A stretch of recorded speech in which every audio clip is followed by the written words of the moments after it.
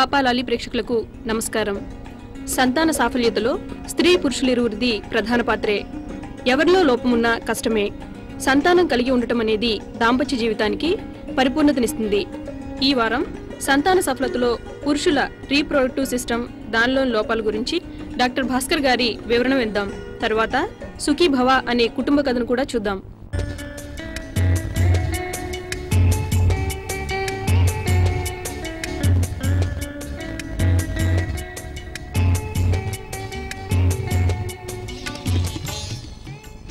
పురుషుల ప్రత్యుత్పత్తి వ్యవస్థను గురించి వివరిస్తారా? ఈ పురుష ప్రత్యుత్పత్తి వ్యవస్థ అంటే ఇలా ఉంటుంది. దీంట్లో ముఖ్యమైన అవయవాలు వృషణాలు అంటే టెస్టిస్. ఇవి రెండు ఉంటాయి. ఇవి స్క్రోటంలో ఉంటాయి. వృషణాలు ఎలా పనిచేస్తాయి? ఈ వృషణాలు వీర్యకణాల ఉత్పత్తిని చేస్తుంది. అంతేకాకుండా ఈ టెస్టోస్టిరాన్ హార్మోన్ అనే దాన్ని కూడా ఉత్పత్తి చేస్తుంది. టెస్టోస్టెరాన్ ముఖ్య ఫంక్షన్ ఏమిటి? ఈ టెస్టోస్టిరాన్ అనే హార్మోన్ వీర్యకణాల ఉత్పత్తిలో ఉపయోగపడుతుంది. అంతేకాకుండా మగవాళ్ళలో ఈ సెకండరీ సెక్షువల్ క్యారెక్టర్స్ అంటే మీసం, గడ్డం ఉండడం, గంభీరమైన కంఠధ్వని మరియు ఈ సెక్షువల్ యాక్టివిటీ పట్ల ఆసక్తి అంటే సెక్స్ పట్ల ఆసక్తి కూడా ఈ హార్మోన్ వల్లే ఉంటుంది. జీవకణాల ఉత్పత్తి, వాటి ఫంక్షన్ గురించి చెప్తారా? ఈ వీర్యకణాల ఉత్పత్తి వృషణాల్లో జరుగుతుంది. ఇది మామూలుగా ఉత్పత్తి అయి మెచ్యూర్ కావడానికి సుమారుగా 75 రోజులు పడుతుంది. ఈ వీర్యకణాలు స్త్రీ యొక్క అండంతో కలుసుకొని పిండంగా ఏర్పడి సంతానోత్పత్తికి ఉపయోగపడుతుంది. జీవకణాల ఉత్పత్తి అయినాక ఏమి జరుగుతుంది?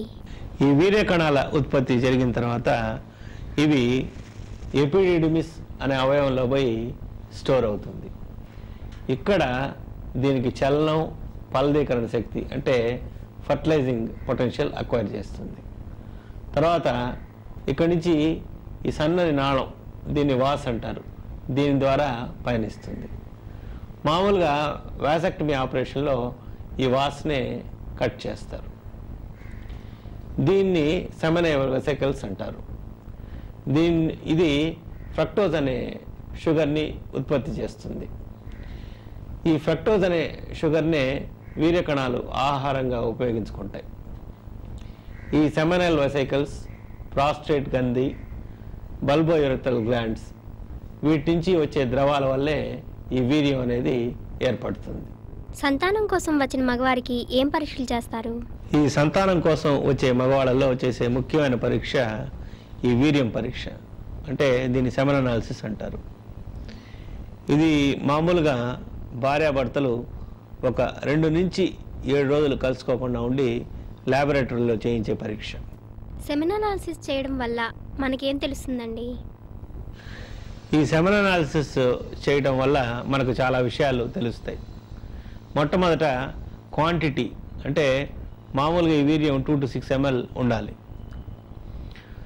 తర్వాత లిక్విఫాక్షన్ టైం, ఇది 30 నిమిషాల కంటే ఎక్కువ ఉన్నప్పుడు దాని సమస్యగా భావిస్తారు.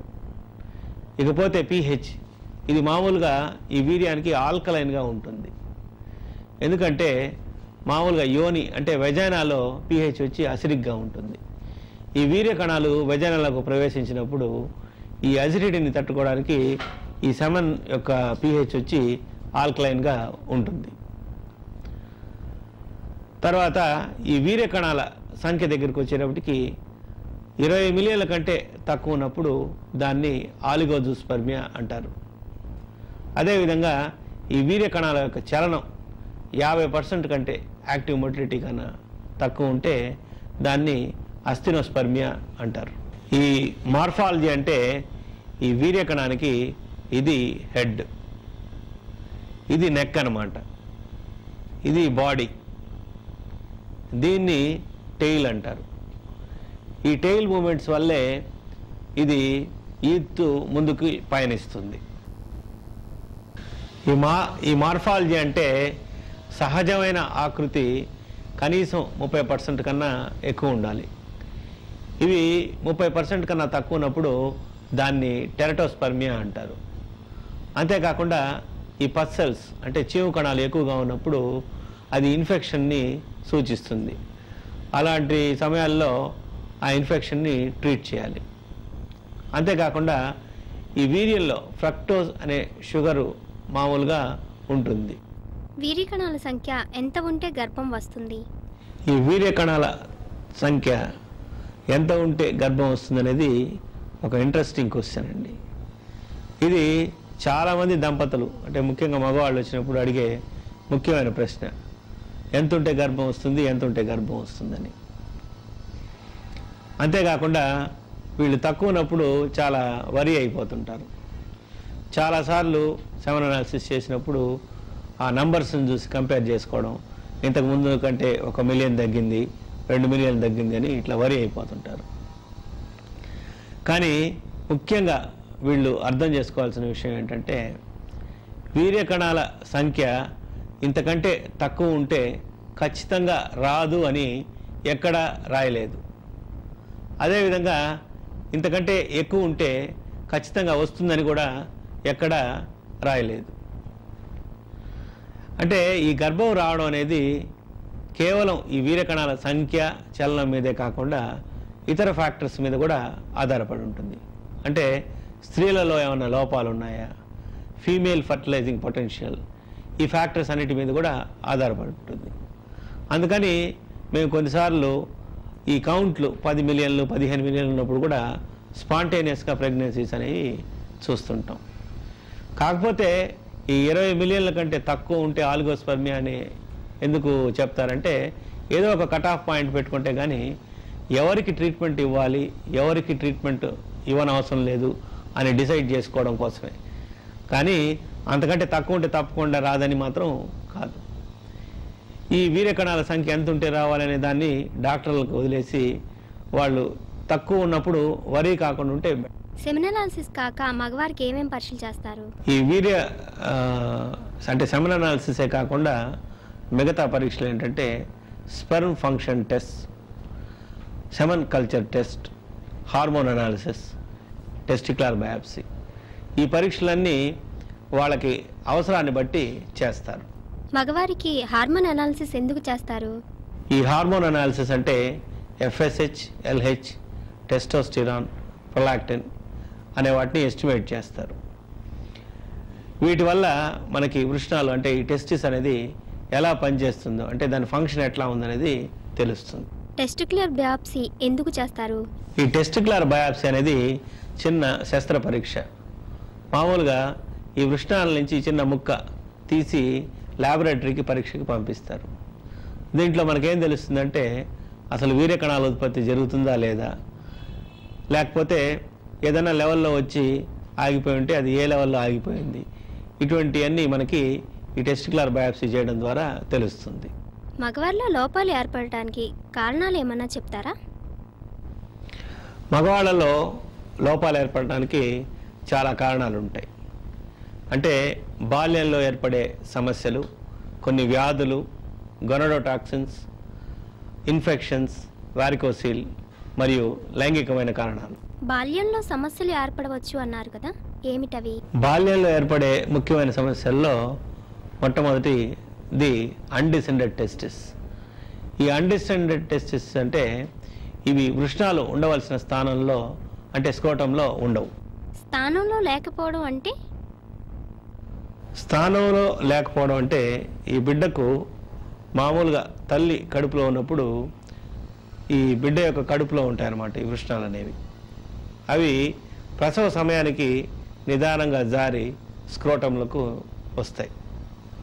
కొన్ని సందర్భాల్లో ఒకవైపు కానీ 2 వైపులు కానీ ఇవి జారి ఈ స్క్రోటంలోకి రావు. అంటే బిడ్డ కడుపులో అయినా ఉండిపోవచ్చు, మధ్య మార్గంలో అయినా ఆగిపోవచ్చు. ఇటువంటి పరిస్థితుల్లో వీళ్ళు పెద్దవాళ్ళు అయినప్పుడు ఈ పిల్లలు వీళ్లకు వీర్య కణాలలో సంఖ్య చలనం తగ్గే ఆస్కారం ఉంటుంది. టెస్టిస్ అలా స్క్రోటంలోకి రాకపోతే ట్రీట్మెంట్ ఏమిటి? ఈ వృషణాలు అంటే ఈ అన్డిసెండెడ్ టెస్టిస్ ప్రాబ్లం ఉన్నప్పుడు వెంటనే పీడియాట్రిక్ సర్జన్కి చూపించాలి. ఆయన దీనికి శస్త్రచికిత్స చేసి ఈ వృషణాలని స్క్రోటంలోకి తీసుకొస్తారు. ఇది మామూలుగా 1 సంవత్సరం లోపల కానీ మ్యాక్సిమం 2 years లోపలే ఈ సర్జరీ చేయించాలి. అంటే ఈ అన్డిసెండెడ్ టెస్టిస్ వల్ల వచ్చే సమస్యని ఎట్లా నివారించవచ్చు అంటే, మా దగ్గరికి చాలామంది పేషెంట్స్ వచ్చినప్పుడు వాళ్ళని ఎగ్జామిన్ చేసినప్పుడు ఇటువంటి ప్రాబ్లం ఉన్నప్పుడు వాళ్ళు ఏం చెప్తారంటే, మేము 5 సంవత్సరాలు 10 సంవత్సరాలు వచ్చేదాకా కూడా మా తల్లిదండ్రులు డాక్టర్ దగ్గర చూపించలేదండి అని అంటారు. కాబట్టి వీళ్ళు అర్థం చేసుకోవాల్సింది ఏంటంటే, ఇటువంటి అన్డిసెండెడ్ టెస్టిస్ ప్రాబ్లం ఉంటే వీలైనంత తొందరగా డాక్టర్కి చూపించి సరైన టైంలో సర్జరీ కానీ చేయించుకుంటే, అంటే బిడ్డకి 2 సంవత్సరాల లోపలే కన్నా సర్జరీ చేయించేస్తే ఫ్యూచర్లో ఇటువంటి ఇన్ఫర్టిలిటీ ప్రాబ్లమ్స్ అంటే పిల్లలు కలగకుండా పోయే సమస్యని నివారించవచ్చు. బాల్యంలో ఇంకా ఏ ఏ సమస్యలు వస్తాయండి? బాల్యంలో ఇంకా అంటే ఈ టార్షన్ ఆఫ్ టెస్టిస్ అంటే వృషణాలు మెలిపడడం అనేది జరగవచ్చు. ఇటువంటప్పుడు ఈ వృషణాలు ఫ్యూచర్లో దెబ్బతిని వీర్యకణాల ఉత్పత్తి కుంటుపడవచ్చు. ఈ వృషణాలు మెలిపడినప్పుడు ఈ పిల్లలకు విపరీతమైన నొప్పి ఉంటుంది. కాబట్టి అటువంటి సమయంలో తొందరగా డాక్టర్కు చూపించడం వల్ల సరైన ట్రీట్మెంట్ తీసుకొని ఫ్యూచర్లో వచ్చే కాంప్లికేషన్స్ను అవాయిడ్ చేయవచ్చు.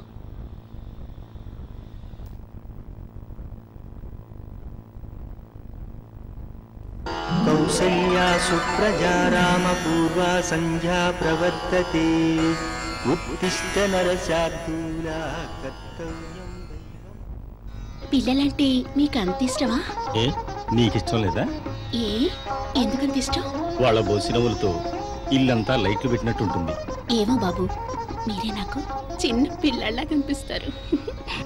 అందమైన బొమ్మలకు ప్రాణం వచ్చి ఇల్లంతా తిరుగుతున్నట్టు, ఆ చిట్టి చిట్టి చేతులతో నాకు టాటా చెప్తున్నట్టు, నేను పనిలో ఉన్నప్పుడు నా కాళ్ళకు చుట్టుకుపోయి మారం చేస్తున్నట్టు గమ్మత్తుగా ఉంటుంది కదూ. మరి నాకెప్పుడు ఇస్తావు ప్రేమ కనుక? నాదే ఉంది, ప్రేమగా చూసుకోండి. మరి ఈ ప్రేమ చాలదా? ఎంత కావాలి? భూమి ఆకాశం కలిసినంత. అయితే మరి మీ అమ్మ పిలుస్తుంది. అంతే పిలుస్తుందిలే. నిన్నే వదిలు. ఏంటి ఏకవచనం ఉపయోగిస్తాం? బెడ్రూమ్ అంటే మా అంతఃపురం, మా రాజ్యం. ఇక్కడ మిమ్మల్ని అలాగే పిలుస్తాం. రా. మళ్ళీ రా, నీ పని చెప్తాను. ఏంటత్తయ్యా? ఆమని, ఏం చేస్తున్నావు? అబ్బే ఏం లేదత్తయ్యా. పొద్దుటే పాచిముఖంతో మగవాడికి కనిపించకూడదు. శుభ్రంగా స్నానం చేసి ముఖానికి ఇంత పొట్టు పెట్టుకుని మంగళకరంగా ఉండాలి. అలా తెల్లవారుతుండగానే కాఫీ గుమగుమలతో ఇల్లంతా నిండిపోవాలి. స్నానం పూజ అన్ని అయిపోయాయి అత్తయ్య. నా ముఖం మండా, ముఖాన బొట్టేది? ఇందాక మీ అబ్బాయి. సరే సరే, వెళ్ళి కాఫీ కాచి నా మొహాన కొట్టు. అలాగే. నిజంగానే కొట్టావు? లేదత్తయ్య. పద, నీకు వంటలో సహాయం చేస్తాను. బాబు ఆఫీస్కి వెళితే ఇద్దరివిగా ఒకరికొకరు సహాయం. అత్తయ్య, నేను కూడా ఉద్యోగం చేస్తానత్తయ్య. ఎందుకమ్మని? మనకేం గడవకనా? నువ్వు వెళితే ఒక్కదాన్నే బిక్కుబిక్కుమంటూ చావును. నాకు పిల్లాన్ని కనివు, వాడే నాకు తోడుగా ఉంటాడు. నమస్కారం. నమస్కారం. వెతకపోయిన ఖాళీ తగిలే పడ్డాడు, బొక్క బొర్ర పడ్డాట. నేను మాత్రం నేతిగిల్లో పడ్డాను. కాఫీలు గీఫీలు లాంటి మర్యాదలు ఉన్నాయా లేవా? తీసుకోండి. నో ఉత్త పుణ్యానికి నువ్వు ఇవ్వటం, నేను పుచ్చుకోవడం ఏం బాగుండలేదు. నేను చెప్పే 4 ముక్కలు వింటానంటే ఈ పైకి పుచ్చుకుంటాను. త్వరగా చెప్పండి, ఆఫీస్ టైం అవుతుంది. ఈ రోజు తిథి పంచమి, సోమవారం, స్వాతి నక్షత్రం. అన్నిటికీ మంచిది. నా డిమాండ్ తగ్గింది శంకరం, ఇబ్బందుల్లో పడ్డాను. పెళ్లిళ్ళ సీజనే కదండి. ఏం సీజన్ నా బొందా? నేను పెళ్లిళ్ళు జరిపించిన వారంతా నెలదరకుండానే నెల తప్పుతున్నారని ఊరంతా పొక్కుపోయింది. అంతే, నన్ను పెళ్లిళ్ళకి పిలవడం మానేశారు. చూసావు, కలికాలం అంటే పోయే కాలం. నూతన దంపతులకు సుఖం దూరం అవుతుందిట. కావాలనుకున్నప్పుడు బిడ్డలు కంటారట. కొట్లో పచారీ సరుగా కొనుక్కురావడానికి నన్ను అడిగితే పెళ్లి కాగానే ఎడాపెడా ఇతన్ని కనిపారేస్తే మనం ఎదుగుతాం, మనతో పాటు మన పిల్లలు ఎదుగుతారు. మనం రిటైర్ కాకముందే వాళ్ళు ఉద్యోగస్తులు అవుతారు. పిల్లల బాధ్యతలు తీరాక భార్యాభర్తల బంధం అద్భుతంగా ఉంటుంది. మీకు పిల్లలు ఎంతమంది? వద్దు, వింటే తడుచుకుంటావు. ఇంట్లో శుభకార్యాలయమే లేవా? బారసాల, అన్నప్రాసన, వ్రతాలు గట్రా. నీకు పిల్లలు ఎంతమంది? నాకు పిల్లలు లేరు కదండి. లేరా? ఈ కృష్ణశాస్త్రి పెళ్లి జరిపిస్తే పిల్లలు లేకపోవడం ఇది నాకు చాలా అవమానం. వెళ్ళి నదిలో దూకి చస్తా. ఎందుకులేండి, మీ పిల్లలు అన్యాయం అయిపోతారు. నో, అలా జరగదు, జరగరాదు. ఎక్కడో తేడా వచ్చింది. ఇప్పటి వరకు పిల్లలు లేరంటే ఇక లేనట్లేరని గంట కూడా మరీ చెప్పగలరు. బాధపడకు శంకరం, రుణానుబంధ రూపేణ పశుపతిని సుతాలయ అన్నారు. యోగం లేకపోతే ఏం చేస్తాం? వస్తానండి, ఆఫీస్ టైం అయింది. ఓం నమో భగవతే రుద్రాయ. ప్రస్తుతం ఈ డబ్బుతో ఇంటిలో పాతికి శుభ్రాలు తిన్నట్లే. ABCDF.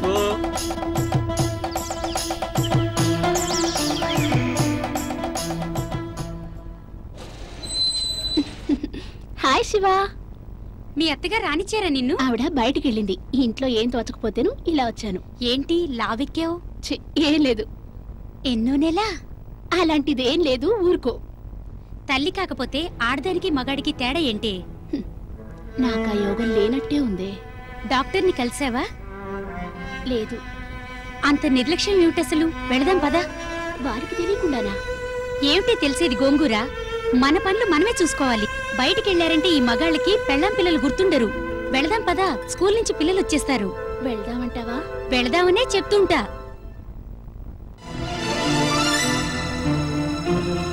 ఏం బాబు అలా ఉన్నావు? ఏమైంది బాబు? ఏమైందో చెప్పు బాబు, చెప్పు. నన్నంతా ఎగతాళి చేస్తున్నారమ్మా. ఏ పిల్లలు లేరని. కావాలనే చేసుకున్నావుగా. దానికి తాళి కట్టినప్పుడే నీ బతుకు ఎగతాళిగా మారిపోయింది. అప్పుడే వచ్చేసరే. ఆమని, ఎక్కడికి వెళ్ళావు? శివాని నేను హాస్పిటల్కి వెళ్ళొస్తున్నామండి. ఎందుకు? తనకు బాగోలేదంటే తోడుగా వెళ్ళా. పిల్లలున్న వాళ్ళకి ఏవో ప్రాబ్లమ్స్ ఉంటాయి. అయినా నీకేమైందని అమ్మకు చెప్పేళ్ళక్కర్లేదా? అడిగినప్పుడు సమాధానం చెప్పకపోతేనే నాకు తిక్కబడుతుంది.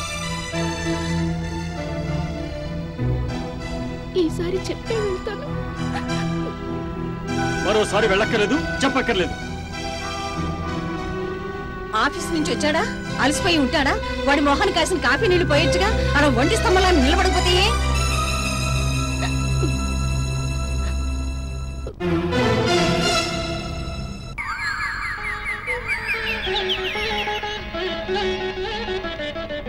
నడిరేయి జాములో స్వామి నిన్ను చేరదిగి వచ్చును, తిరుమల శిఖరాలు దిగి వచ్చును.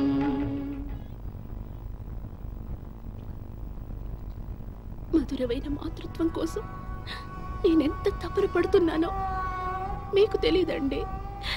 బిడ్డనెత్తుకోవాలని, లాలించాలని, ఊసులు చెప్పుకోవాలని నా మనసంతా ఊహలే. ఏమండి, డాక్టర్ని కలుద్దామండి. అయిందా ఉపన్యాసం? అవలేదు, ఇంకా చెప్పాలి. మీరు మునుపట్ల నాతో ఉండట్లేదు. నాకెంత బాధగా ఉంటుంది. నాకెవరున్నారు? మీరే కదా. అలా ఉంటే ఎలా? మీరు నాకు దూరంగా వెళ్ళిపోతున్నారు. నాకైతే పిచ్చెక్కినట్టుగా ఉంది. డాక్టర్లు నాలో లోపం లేదన్నారు. అయితే నాలో ఉన్న లోపం ఏంటి? ఆ లోపం చెప్పు, ఏమిటది? మాట్లాడు. అడిగిన వెంటనే జవాబు రాకపోతే నాకు తిక్కబడుతుంది. లోపం అంటే ఏంటి? నాలో లోపం ఉందంటావా? ఏం ఊహిస్తున్నావు నా గురించి? చేతగా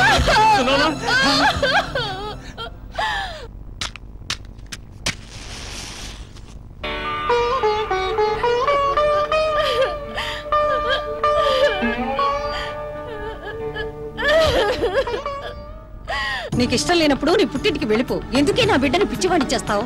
నేను చెప్పినట్టు విన్నావా? సరే సరే, లేకపోతే నీ కర్మ ఇంతే. నామకం మండా, అసలు నిన్ను నేను బతుకులాటం ఏమిటి? సాటి ఆడదానివి కదా అని జాలి పడుతుంటే నెత్తికెక్కుతున్నావా? పదా బోత వైద్యుడి దగ్గరికి. డాక్టర్ దగ్గరికి వెళ్దాం. ఇక మాట్లాడుకు. బోత వైద్యుడి దగ్గరికి వెళదాంరా.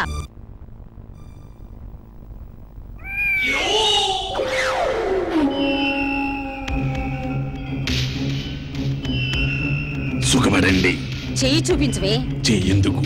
కళ్ళల్లోకి చూశానంటే కథ ఏంటో చెప్పేస్తా. సంతాన యోగం సంతృప్తిగా ఉంది. సుఖపడండి. మరి ఎందుకది స్వామి? పాపం, ప్రయోగం జరిగింది. మాకెవరితోనూ పగల్లేవి. గ్రహపాటు. ఎవడినో లేపేయడానికి ప్రయోగం జరిగింది. పెళ్లి నాటి పసుపు బట్టలతో ఆ వస్తువులు దాటింది. అంతే, కడుపులో రూపుదిద్దుకోవలసిన శిశువు కడుపులోనే కరిగిపోతుంది. మార్గం వదిలిస్తా. కదిలిస్తే గోల పెడతాడు. అమ్మాయిని గదిలో వదిలి బయటికి వెళ్ళు. అరచిగి పెట్టినా రావద్దు. ఎవరొచ్చినా వాళ్ళను తగులుకుంటది పిశాచం. అలాగే, మీరు కోరినంత డబ్బిస్తాను. వదిలించండి స్వామి. సుఖపడండి, ఆలస్యం వద్దు, వెళ్ళండి. మీరు ఇక్కడే ఉండి ఇవన్నీ చూస్తూ ఉండండి.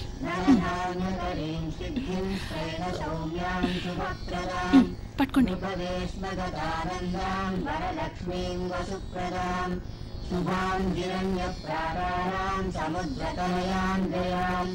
నమామి మంగళాం దేవీం విష్ణుభక్షస్థలస్థితాం విష్ణుపత్నీం ప్రసన్నాక్షీం నారాయణ సమాశ్రితాం దారిద్ర్యధ్వంసినీం దేవీం సర్వోపద్రవవారిణీం నవదుర్గాం మహాకాళీం బ్రహ్మ విష్ణు శివాత్మికాం. ఎంతసేపు ఈ పూజల పురస్కారాలతో పున్నమ నరకం తప్పుతుందా? ఎంతసేపు నన్నంటారేమిటి? నేను పిల్లల్ని కనడానికి సిద్ధంగానే ఉన్నాను. తప్పుకోండి.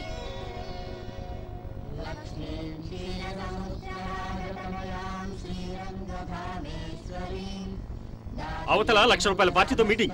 చూడండి, దేవుడికి డబ్బుకి ఆశలు పడదు గానీ కాసేపు ఆగండి. త్వరగా కానీ.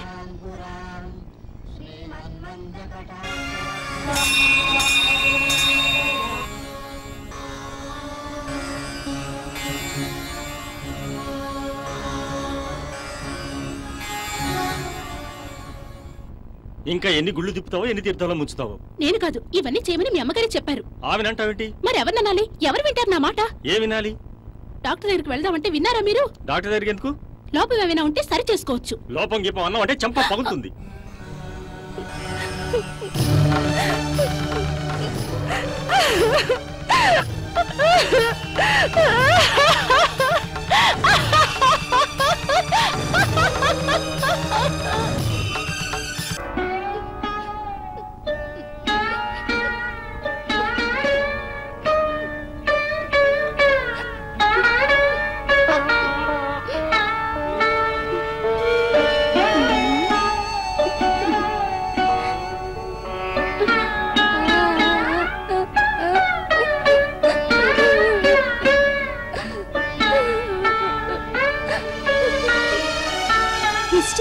నా ముఖం మొండ.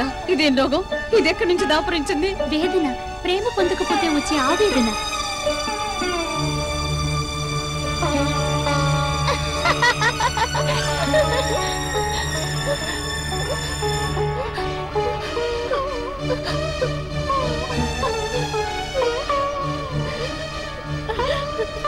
శివా, శివా, శివా, శివా, నాకు ఒంట్లో బాగుండటం లేదు శివా, బాగుండటం లేదే.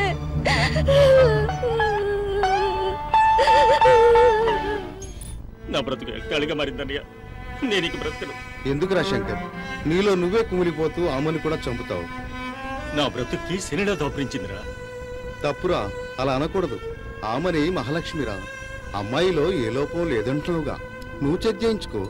నా పరువు పోతుందన్నయ్య. ఒరే, నీకు పిల్లలు లేరు అని అందరికీ తెలుసురా, ఇంకా పరువు పోయేదేంటి?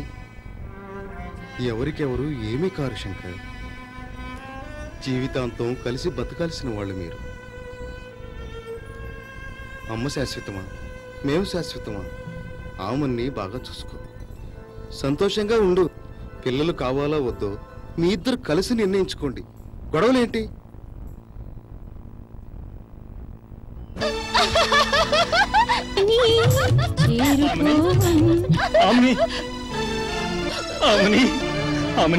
నువ్వు నన్నెంతో ప్రేమగా చూసావు. నేను నిన్ను నిర్లక్ష్యం చేశాను ఆమని. డాక్టర్ దగ్గరికి వెళ్దాం, నేను నిన్ను ప్రేమగా చూసుకుంటాను. ఒరే బుజ్జి, నా మాట వినమ్మా. నువ్వు చెప్పినట్టే వింటాను రా. మనకు పిల్లలు పుడతారు రా. ఓ పాపా లాలి అంటూ పాట పాడవు ఆమని. మీరు దాంపత్య జీవనం, సంతాన సాఫల్యత కొరకు సంప్రదించవలసిన చిరునామా శ్రీమతి doctor Andal Bhaskar, Lakshmi fertility research and laparoscopic surgical centre, Pogathota, రాఘవసిని complex దగ్గర, నెల్లూరు. ఫోన్ 327018.